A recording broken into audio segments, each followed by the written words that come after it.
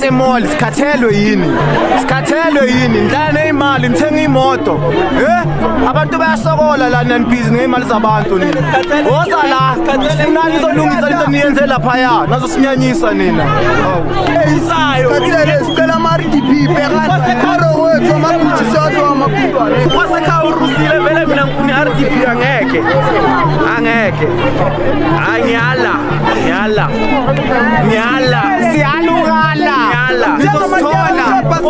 ngami sikonti masiko inxa yenu anemali amanzi ayahamba yini ayanimeni and okokuqala sinagesi langapha amasesikolweni sikukabuhlungu sigeza ngamanzi abandayo sikhathele sidinga igesi sidinga amanzi sidinga ikompile basinikile yonke into sikhathele izile la sazocela igesi nathi nifuna ukusiphendula manje angazi sibelele sifuna impendulo lasiye besila uyasazi sicela igesi madoda sicela igesi phela sinankinga thina sifuna nje ugesi ugesi khathele uzenzele ukutshotshela ulothusana igesi sicela sifakeleni igesi sithenge igesi phela okuningi sozenzela sicela nje ugesi namanzi nje kuphela siyanicela Saluti Ramso, imina lona Ramso. Sifuna ugesi kuphela Ramaphosa, ayikho enye into esifunayo. Sikhuluma no Ramaphosa, sicela ugesi Ramaphosa. Uhlala kuyidle 20 million wena uyi1. Thina sifuna ugesi kuphela, ngazi ukuthi ungawetha mali namanzi. Yonke into Ramso sifuna yonke into kuphela. Saluti siyabonga. Tele makhansela, ikhansela isenzele next ayisinaki. Sihlale emkhukhwini amanzi, singenela mamanzi. Emkhukhwethu igcola amanzi, ikhansela masithi sikhuluma nayo ayisinaki ikhansela, sikhathele. Sifuna ikhansela isinaki. uRamaphosa mangasinaki, angazi next akahlike naye esitulweni ngoba kanasizo. Nangapha sibanika 14 days, after 14 days sivala konke en12 savala sikhathela sinagesi sifuna yonke khansela ibhisi idlanana nemali ayenzi next yazi Amaqokiwe amakomiti no-government oyimenemene, we are tired. Sifuna igesi namhlanje siyayifuna. Asikhathele igesi. abantu eskhoma funa igesi gesi emahala ke abantu bafakela gesi emahala tula kwa gnati siyacela lekusele job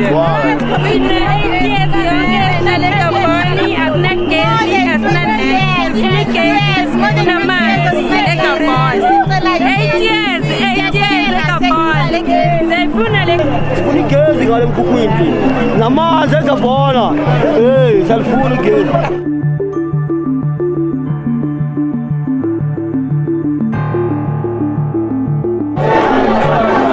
okay mhlekazi uDumsana uNcaphayo nihlala kwiGabona eGabona so sila sizikwata kebe zahlukaneyo la khona ezi8 sizela ngecrisis endabagesi amanzi ama-toilet indawo esihlala kuyona sifuna umasipale ngayinakile sibangabhala incwadi abasiphenduli kudala siza nakhona so into esiyifunayo la sifuna umasipala asibheke azi ukuthi into sifuna ntoni sifuna igesi sifuna amanzi sifuna ama-toilet asifuni ama-chemical toilet sifuna ama-toilet la aflashayo izitrati zilunge sifuna igesi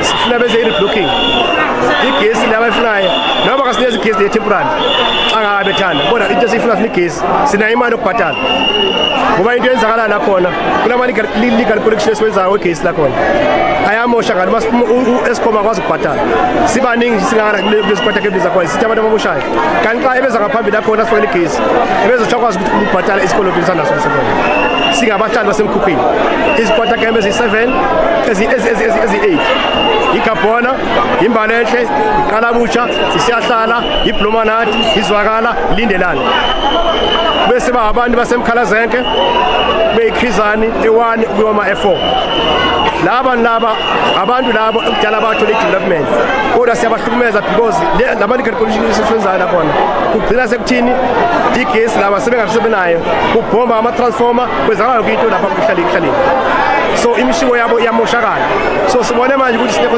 umasipala akasincede sidonse igesi asinikeze igesi sikwazi ukubhatala nabanye abantu bakhona bakwazi ukuphila kahle impilo engcono sinabantwana bayafunda esikolweni bayafeyila abantwana bethu esikolweni because manje igesi asinayo silayitha amakhandlela sineminyaka sikhona la sine more than 20 years sitela emkhukhwini abasinakile. Thank you. Yebo bhuti, njengoba ungibona ngila njengoba ngila na bhuti, sifuna ugesi. Dala sihlala eGabon, sina 30 years eGabon, asina gesi. Wes, solo savotela i-ANC step izosifana ugesi. Asina gesi, asina amanzi, asina ama-toilet, asina mgwaqo eGabon. Sifuna ugesi njengoba sibona sigqolelana sivotela i-ANC, ayisenzeli lutho i-ANC. Sihlala eGabon, asina next. Sikhathele i-ANC scrappers njengoba sigqolelela kuma njengoba sihambile soyizamela abasebenzi, soyizamela sithola imali namhlanje. Asikhona ukuyizamela ukuthi sithola imali. Sizotoyitola for ugesi namanzi nama-toilet. i-ANC idlala ngathi bhuti, idlala ngathi. Abacindezeli phansi. Viva Squatter Gang, viva! Viva Squatter Gang, viva! Viva Kalabusha, viva! Viva Sashala, viva! Viva Mbalenje, viva! Viva Kapan, viva! Viva Blolanati, viva! Viva Lindrakusha, viva! Manja! Ngiyabona ke bahlali. Amandla kufuna kibe ngawethu. Namhlanje is a serious warning. Esizisa kwamasipala. Lejempele besitshilo sathi besize ngoqobo. Namhlanje size ngoqolo kwamasipala baphathi bethu. Ngifuna side senze ntweni na ukuze nisive. Yeyiphi le ndlela efanele sithethe nani ngayo ukuze nizokwazi ukusibona ukuthi mphakathi apha kukho abantu abadala abanqamile zabo baphathi bethu. Namhlanje siza ngethemba lento yoba emva kwale matshi lesizele apha namhlanje liza kuyiphendula. Kupapiti ngekhona nisikelele. Sicela ukhansela ba-akhawunti kwi-community ngoba sifana noba asinabo. Alright ke, ndicela uthetha igama lokugqibela. Mphakathi, njengoba nasizile apha, kuba ezi ii-ofisi zikamasipala zilapha, ayizo zikamasipala lo uyi-local government esidepende kuyo, masivalwe.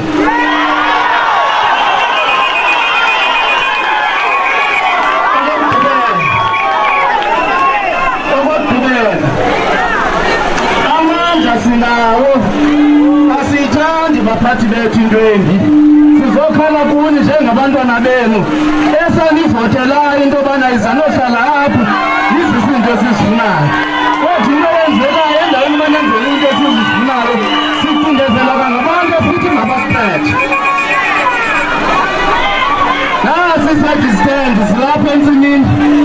Akhange ii-community zethu zi-adreswe inafu ngazo. Namhlanje sihlale emkhukhwini. Kukho igesi ingenile endaweni zethu. Ifikile i-service asiyazi uba kuzohlala obani phaya kulaa ndawo.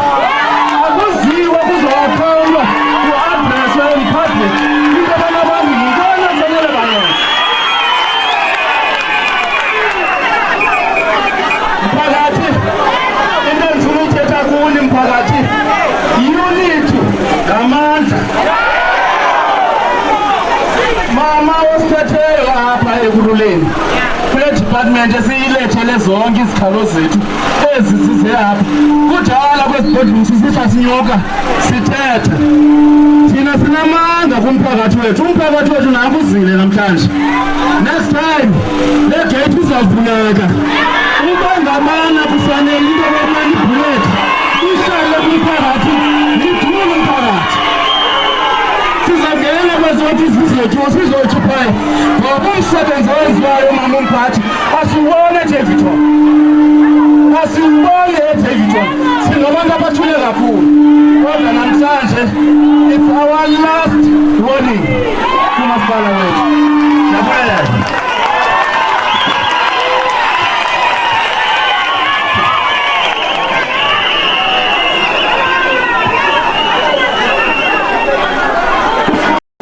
remember ngibhala email eGymnastin email abazake bayiphendula till today mangithi the community is fed up.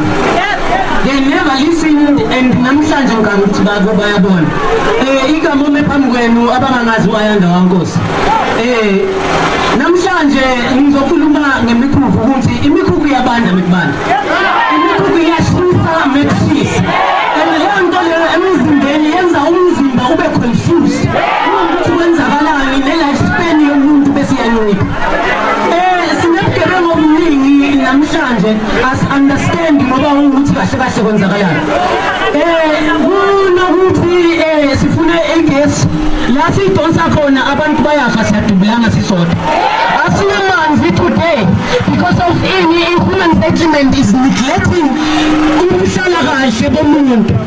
Ngicela ukuthi namhlanje njengoba bakhulu abasiphethe basilalele ngamunye nangamunye okhona omele isikota camp nesikota camp. Namhlanje sikhuluma ngobunye, namhlanje sikhuluma ngokubambana, namhlanje simunye, namhlanje mangithi phakamisani izandla sibambane sibe phambili. Namhlanje silala, namhlanje basizwa sikhuluma ngelizwi eliyi-one. Bahlali asibambaneni bahlali siyabonga ukuthi namhlanje zilo esiyibona nisithuma la nisithuma khona because of siyazi nisithembile futhi la sikhona sibambene ngenxa yenu. Siyabonga ukuthi namhlanje simelale la sime khona sibambanani namhlanje bazosizwa amandla bahlali MEC. I am the victim ye crime ye informal settlement. I have stipulated emzimbeni wami iveni zase-Daveyton ziyakhona ingena ziwathatha ibribe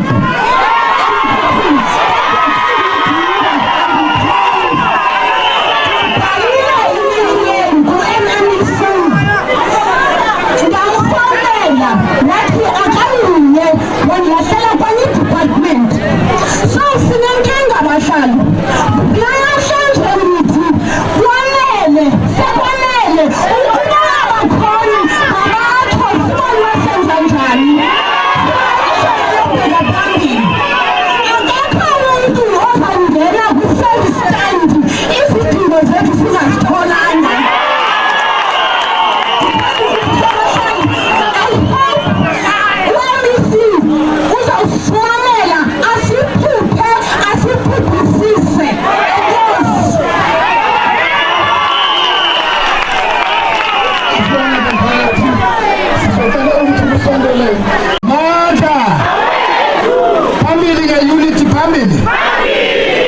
Sesithangene siyabahlali basemkhukhwini size nayo lento kancane kancane okwesi-3 manje okwesi-4 asezi la i-N12 nawo isimele la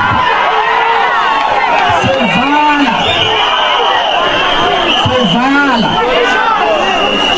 siyabonga bahlali ngijabulela lobuso obuningi engikubona la. I'm sure now babo MMC bazibonela manje. I'm sure manje babo uthubela kuphi. Sizovala nala. Yeah. Siyabonga unity yethu Africa. Amandla futhi. Amandla ngizoyehla ngifuna kakhulu. Siyabonga. Invoice yokugcina uma sicela lapho sizokwenza sure ukuthi kule ndawo esihlala kiyo akusebenzeki. We are going to do it for uKhrizana lo owasishiya lapha kule ndawo leya. Comrades, I like to talk ngoKhrizana. uKhrizana uzile laphaya. He took his last march emhlabeni kuyo leya Khrizana leya. Kwakuzi-7 zaka-April 1993. He said, ngizobuya ngenze kini, ngizosebenza nani, siyenzeni ibe kahle. Unfortunately, in 3 days' time, when he was assassinated, he couldn't come back azokhuluma nabantu bakhe ukuthi kwenzakalani. Comrades, ama-demand wethu maningi kakhulu, amanye sizowakhuluma e-boardroom because sesifuna ukuletha ama-petition wethu wonke laphaya. Abantwana baseKhrizana bafunda kwezinye indawo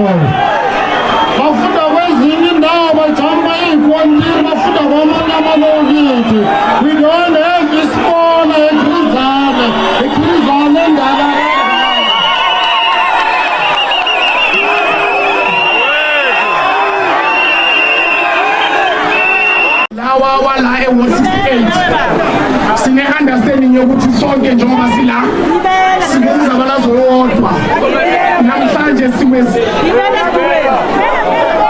namhlanje sihlangane la e-CCC singabantu sinemindeni sisebenza siyeke konke esikwenzayo sathi kumele size la namhlanje ngabe sisemisebenzini kodwa akasikwazanga ukuthi sikwenze because of si-understand ukuthi i-service delivery izaqala ungaba nesinkwa ungadla kahle but mawuhlala ngaphansi kwezenki akuhleki kahle okubalulekile siyi-quarter camp into ebalulekile ukuthi masibe nama-basic service delivery into esifunayo sifuna amanzi sifuna ugesi sifuna iy'nkontiri so that njengoba sihlale emikhukhwini iy'ndlela zethu azibonakali i-waste igcwele yonke indawo only because of imikhukhu imanyene omunye umuntu angabuza umbuzo ukuthi kungani imikhukhu igcwele i-answer kufanele ukuthi iphume kumasipala ukuthi kungani because of kune-land elevation unit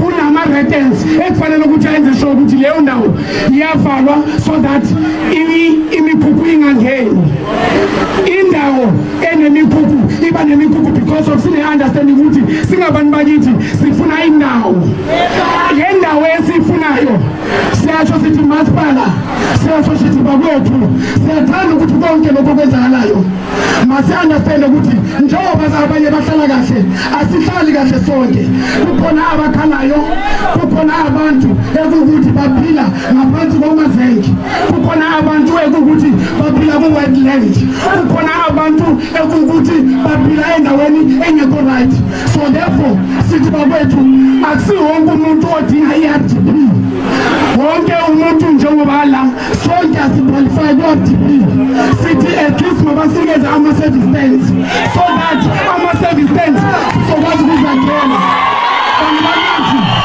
into esiyidingayo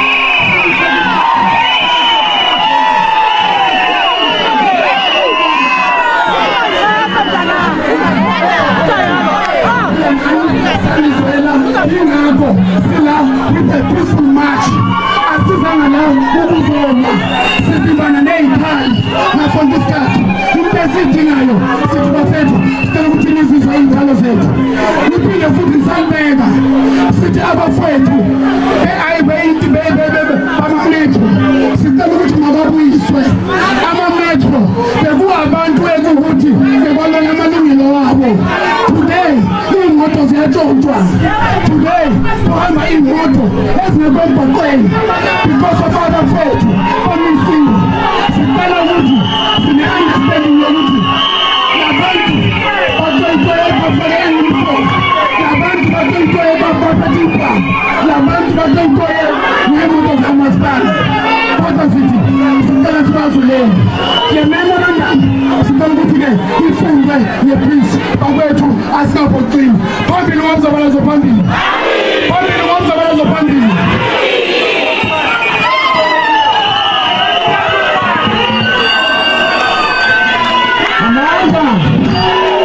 Amanda. Okay, sesifikile isikhathi sokuthi siyaphinde memorandum yethu before siyona settlement called Fidelani.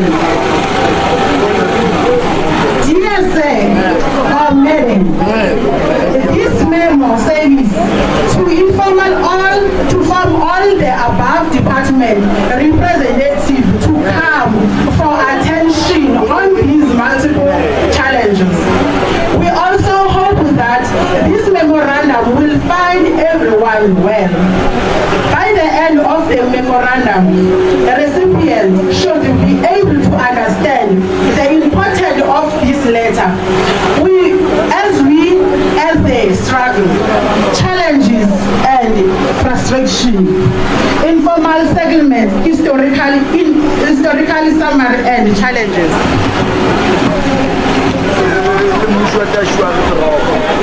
Word 68 is a certain word that has a high number of informal settlement in the city of Ekurhuleni or even in the whole country. That's why we need a special maximum attention from the city of our Rivians. Not because we want to be awarded, nor accorded. For that, rather, we are highlighting the negligences of the city itself. In Gabon, in Great Gabon informal settlement, in the background and the long history of the previous name, Gabon in 1999 October, is now classification of seeds to every informal settlement around Ward 68. We also have the previous knowledge about development and allocation to Chief Lutuli, and a remaining number of residents, shack owners who are approved by the Department of Human Settlement but not yet allocated, and some are still waiting for subsidies. 2020, March, before the COVID, we alerted the Department of Human Settlement in black and white about illegal occupation in Chief Albert Lutuli, who have occupied plus minus 140 units of houses without any approval, no fair process. We have to report cases under human settlements. Those households who were allocated by the department were forcefully removed from their house by illegal occupants. We have requested the city to pay attention and make an amicable solution in this regard. Embalenda Madikizela, Siyahlala, Alabusha, Romanati, and Zwagala informal settlement. This informal settlement has been experiencing the similar above-mentioned challenges for the past years. Hence, it is too difficult to comprehend whether or in urban or rural areas. In actual sense, the rural areas must better than the situation we are living in. For instance, in Zwagala, there is running sewage that comes from Mayfield Extension 6 and which passes through our shacks. That needs a speed intervention, and also the issue of electric wires makes it too difficult to construct a permanent structure.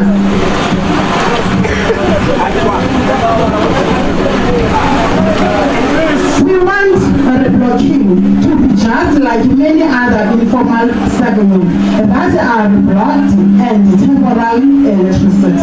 We don't have access to ambulance, police vehicles, and for disaster management department, especially when we have fire problems, because we don't have enough space. Our shacks are too congested. The issue of waste is a problem to all informal settlements. We want a service track to at least pay visits every week to all 8 informal settlements, while we still waiting to get permanent solution to our problems. Lindogudle informal settlement. In Lindogudle, it is an informal settlement with a temporal electricity. We had several letters about the electricity challenge that we don't enjoy because of illegal connection. Having an understanding regarding illegal connection that is happening continuously without a permanent solution. We are with all 7 informal settlements that have no electricity because we are from same roots. Waste is still a huge problem to all of us. 1. On the 8th March 2018, we handed over the memorandum to MMC Robert Mashiko. On the 3rd May, we went to Speaker Speaker Patricia Khumalo because the human settlement failed us. 2022-0809, we wrote a petition to Councillor Vuyani Mbeki and we complied about the human settlement. 24 March 2022, we also went to Twatwa Triple C to meet Speaker. She failed us as well. On 6 March 2023 and 25 May 2023, we wrote a letter, one for the Speaker and one for the Department of Human Settlement. Until today, we are still waiting. All these are evidence that the city of Ekurhuleni is not taking us seriously.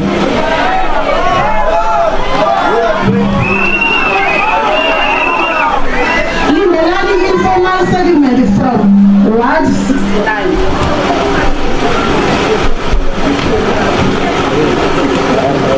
This is what the camp has more than 2 decades on the place. Some residents were removed and allocated in prison extension 1 and 2. However, the historical background is too huge. All we have are previous letters and follow-up letters of our clients for service delivery request. We are like other informal settlements. The challenges are the same.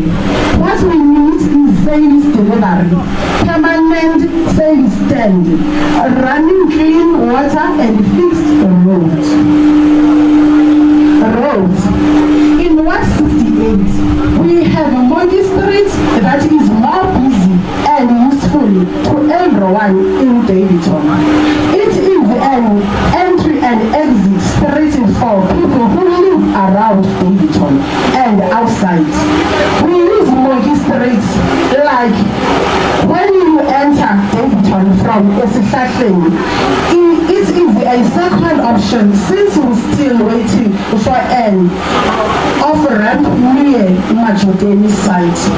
Most of us in Davidton are using that street, especially when we are going to funerals in Kumlani and Crystal Park Cemetery. That street needs special attention. It's not just a simple potholes, but worse. The previous feedback. The feedback after we requested a reblocking, electricity and water from both the previous councillor Matilda and the current councillor Vuyani. 1. We were told that the land belongs to someone else, and that was the answer. 2. We were told that situated in a wetland, that was the answer. 3. We were told that we will all move Dal Park through. They didn't tell us, though they didn't tell us when we will be moving. The allocated number is 3,500 for all 7 informal settlements. Sections with the primal duties. If this below was well functional, we wouldn't have been in this situation. Councillor, ward committees, and community development worker. 1. They act as liaison between the municipality and the community. They ensure community participation in service delivery, planning and implementation. They provide feedback about service delivery and development.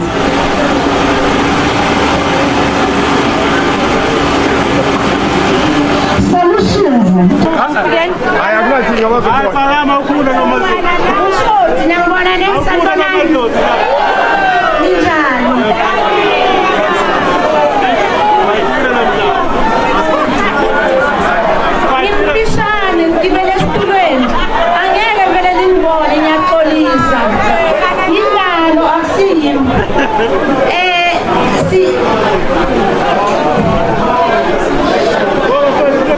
Sithanda ukubonga kuma-organizers we-march sizile la singumasipala because sihlonipha i-community yethu.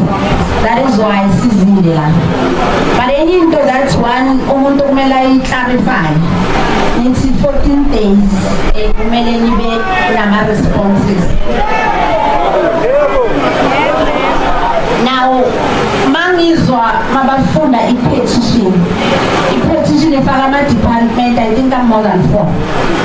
Kune roads, kune water and sanitation, kune energy, kune human settlement. It's different MMCs and it's different departments. Now usually I think the last time njengoba sasizela sizolanda petition saba nomhlangano with leaders in the office. Now ours ukuthatha i-petition sinikeze ama-relevant department. Mina njengoba ngila ngimele ngithungele ukuthi service i-Davidson as an MMC or deployed, but they are responsible different departments abadila ngama-issues are different. Okwami njengoba nithuma mina ukuthi mina ngithumele ngiyohlangana with my colleagues nibanikeze this petition ukuze bona bakwazi ukuthi bahlangane nama-leaders wenu on their own terms, because it's them that's gonna determine ukuthi bazohlala nini nabo. But one thing futhi engifuna ukuthi ngiyisho is that kunalento esibiza nge-petitions committee kamasipala, nayo inama-processes wayo of which are separate. So ngifuna ukuchaza kule-14 days ukuthi the 14 days I must make sure ukuthi ama-relevant MMCs ngihlala nawo with ama-leaders. They talk to the leaders, they raise their issues, bayabonisana ukuthi bazophuma kanjani with all of them.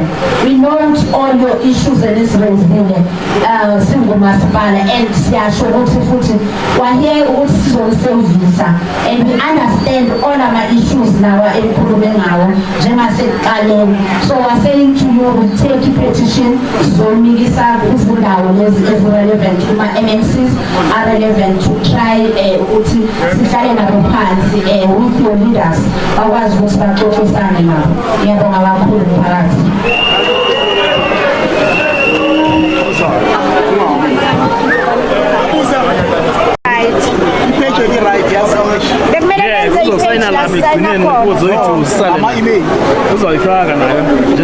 eyami bazofaka yase-ofisi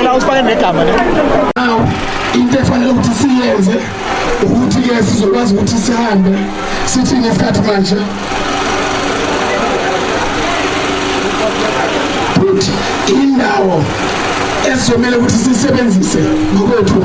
Ngifuna ukuthi si-understandeni sisonke ukuthi bekufanele ukuthi uma sibulela emuva because of sisayine i-section 205 ekuyiyo esinikeza ama-route ekufanele ukuthi sisebenze ngawo. So kubalulekile ukuthi masisuka la sihambe ngale ndlela engizozibala. Reason being is that asifuni ukuthi umuntu esizomthola ahamba endleleni esingayibalanga. Uma ngabe kwenzeka isigameko lapho kuleyo ndawo okanye mhlawumbe kwenzeka ubutsotsi, thina sinamakomiti asi-accountable onke. Siyaunderstand? Sifuna ukuthi ama-route ekuwukuthi siwabhalile ku-section 205 asiwalandeleni. Sisho sathi ama-weapon asiwafuni, imikiri le asifuni, ibhamu asifuneki, imimese ayifuneki. Ngisho sikuchazile lokho. So it's a peaceful march engafuni ukuthi sixabane ngisho. Asifuni ukuthi masisuka la sisijabulile, but masifika phambili kuwukuthi asikho right. Indlela ezosebenzisa ngoba sibaningi babethu, ngizothanda ukuthi-ke singene nge-Islam, then sizosebenzisa i-routes, then singene ngeBarwa siyofika eBarwa ngeMonti, bese then sithi Monti neSabata, then kulapho-ke siyodispersa khona sonke. Abanye bayodispersa mabafika egroundini yase-fireground, then laba baselo bethu bazohamba ngelo bethu because of your food, but when you understand ukuthi amamashali wethu mawenze umsebenzi wabo, amakomiti wethu waseKalamusha mawenze sure ukuthi bamashala abantu ukuze singayenzi lento esiyenzayo kube ngathi besenza crime. I-crime ayifike bakwethu azange silove emsebenzini ukuthi senze crime, besilovela emsebenzini ukuthi senze sure ukuthi i-memorandum yethu iyafika ezandleni ezi-right. So asibongeni ke bakwethu ukuthi konke kuhambe kahle ngohlelo, sicela ukuthi-ke sibuyelele emuva kahle, simashala amakomiti wethu, simashala amamashali wethu. Asibongeni laso sodispensa khona sizobamba umhlangano wonke umuntu aye kwakhe. Asibongeni ama-reflector abuyele kumnikazi, ama-reflector mawabuyele kumnikazi. Bakwethu sibongile kakhulu, sibonge kakhulu umsebenzi wenu maphoyisa wethu, siyabonga kakhulu mametro wethu, kodwa-ke sisasho sithi amametro mawabuyele emsebenzini, siyawadinga amapolisi wethu.